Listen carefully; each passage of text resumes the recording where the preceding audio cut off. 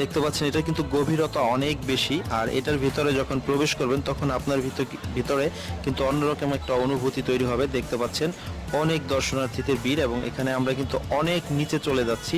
আমাদের উপরে হচ্ছে পানি, আর দেখতে পাচ্ছেন মানে নদী আছে, এবং সেই নিচ দিয়েই কিন্তু আমরা যাচ্ছি একে একে, এবং এক পাশ থেকে আরেক পাশে যাচ্ছি, এবং ভিতরে ঢুকতে হচ্ছে এক ধরনের স্তব্ধতা কাজ করে। একদম অনেক গভীরে আছে এই মুহূর্তে আমরা।